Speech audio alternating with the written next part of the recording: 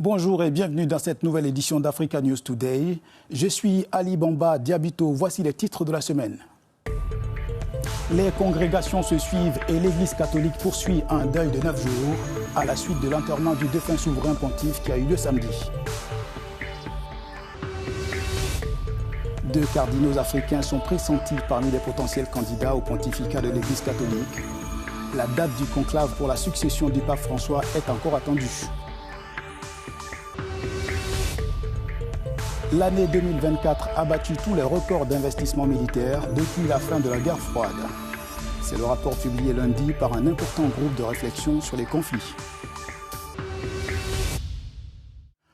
L'Église catholique observe à présent une période de deuil de 9 jours après l'enterrement du pape François qui a eu lieu samedi au Vatican. Les célébrations se poursuivent pendant cette période jusqu'au 4 mai en marge d'une série de congrégations. Après les funérailles du pape François samedi, les catholiques sont en attente de la nomination de son successeur.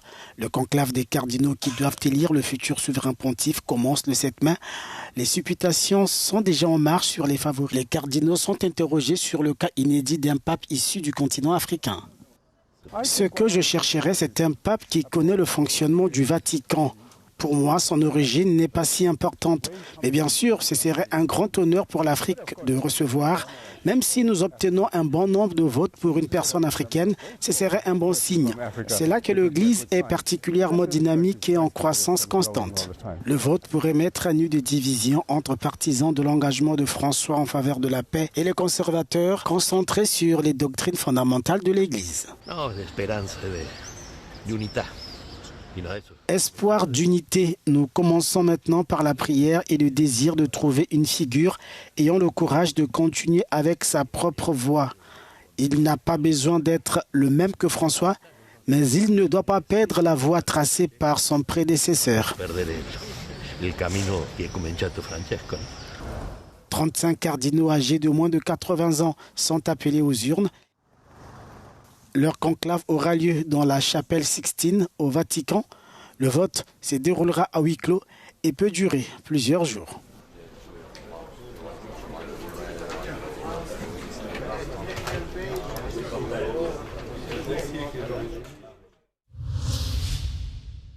L'Église catholique organise la succession du pape François. Cette période de novendiale sera mise à profit pour déterminer la date du conclave, au cours duquel sera désigné le 267e souverain pontife. 2 Africains sont parmi les potentiels candidats. Après le décès du pape François, une question est sur toutes les lèvres. Qui sera le prochain souverain pontife? Entre le 15e et le 20e jour après la mort du pape à huis clos dans la chapelle Sixtine, seuls les 138 cardinaux électeurs auront la lourde tâche d'élire le 267e pape de l'histoire. Alors qui sont les papabili, ces prétendants possibles au trône de pierre? Peter Turkson pourrait devenir le premier pape noir de l'histoire de l'Église. À 76 ans, ce cardinal ghanéen s'est illustré par ses prises de position sur la crise climatique et la justice économique, tout en restant fidèle à une ligne conservatrice sur des sujets comme le mariage homosexuel. En Europe, l'Italien Pietro Parolin est apprécié pour sa fiabilité et son sens du consensus. Il occupe depuis 2013 le poste stratégique de secrétaire d'État du Vatican et fut un proche collaborateur de François. Son compatriote Matteo Zuppi, 69 ans, représente un profil plus progressiste. Doté d'une expérience diplomatique notable, il est le représentant du Vatican pour la paix en Ukraine depuis 2 ans. À 60 ans, Pier Battista Pizzaballa est l'actuel patriarche latin de Jérusalem. Poste clé dans le contexte du conflit israélo-palestinien qui lui confère un rôle stratégique et une autorité reconnue au Moyen-Orient. Avec Peter Erdo, l'Église pourrait prendre un visage conservateur. À 72 ans, ce cardinal hongrois est connu pour sa rigueur théologique et son attachement à la tradition. Une candidature surprise pourrait émerger avec le Guinéen Robert Sarah. À 79 ans, ce cardinal défend une vision très conservatrice du sacerdoce, s'étant exprimé en faveur du célibat ecclésiastique et contre ce qu'il appelle l'idéologie du genre. L'année dernière a été marquée par des investissements colossaux en armement. Environ 2700 milliards de dollars de dépenses militaires, un record exclusif depuis la fin de la guerre froide selon Stockholm International Peace Research Institute.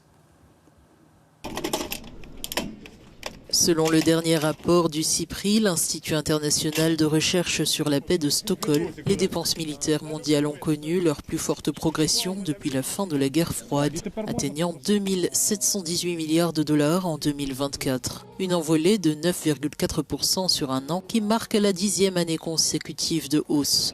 L'augmentation a été particulièrement marquée en Europe, où les dépenses militaires ont progressé de 17% sous l'effet de la guerre en Ukraine qui continue de peser lourdement. La Russie a consacré 149 milliards de dollars à son armée, avec un budget en hausse de 38% sur un an, soit un montant 2 fois supérieur à celui de 2015. De son côté, l'Ukraine, malgré des ressources limitées, a dédié 34% de son produit intérieur brut à la défense, établissant un record mondial. L'Allemagne s'est également illustrée avec une hausse spectaculaire de 28% de son budget militaire, devenant pour la première fois depuis sa réunification le premier contributeur en Europe devant le Royaume-Uni et la France. Au Moyen-Orient, les dépenses d'Israël ont bondi de 65%, atteignant 46,5 milliards de dollars, soit la plus forte progression enregistrée depuis la guerre des 6 jours en 1967.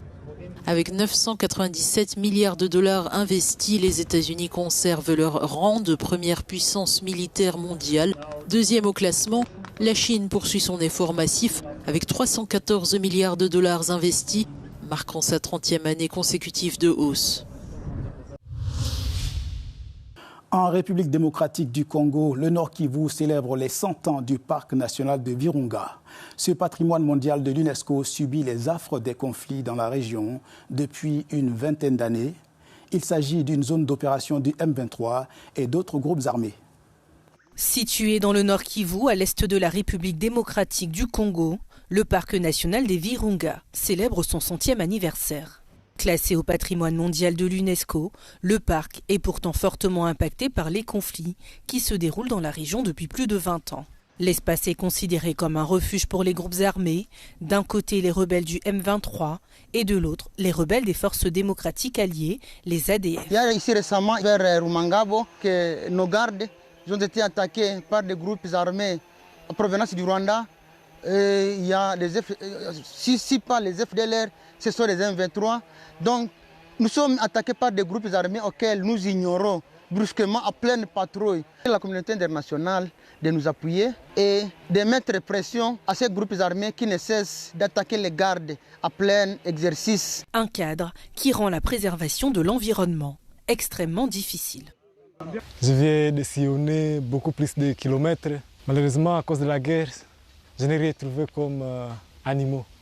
Je pense que suite aux menaces, même les animaux viennent de commencer à avoir peur des gens. Je suis vraiment déçu par rapport à ce qui se passe. Si les gens continuent à faire la menace au parc, il y aura beaucoup plus d'espace qui vont disparaître. Les 100 ans du parc national des Virunga ont été marqués par de graves problèmes de sécurité. Les efforts de conservation de la nature sont constamment menacés. Comme c'est le parc le plus important du monde, c'est aussi le parc qui a connu le plus grand sacrifice au monde. C'est dans cet esprit-là de voir ce parc comme un symbole de construction, de résilience et de vision d'avenir.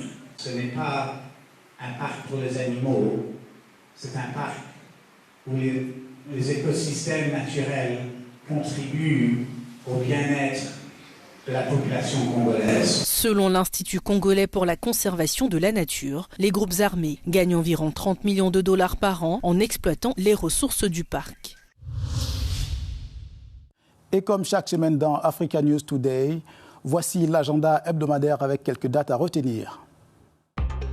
Au Sénégal, la signature du pacte de stabilité sociale aura lieu le 1er mai prochain, selon le président du MAIFAI.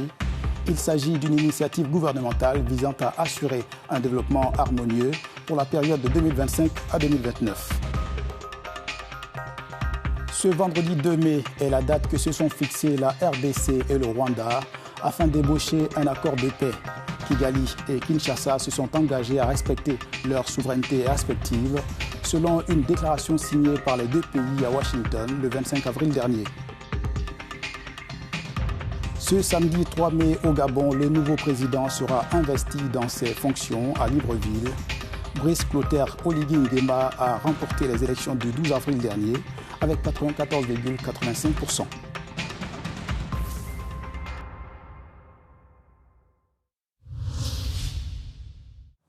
C'est la fin de cette édition d'Africa News Today. À la semaine prochaine pour une nouvelle édition. Et pour plus d'informations, restez sur Africa News et africanews.com.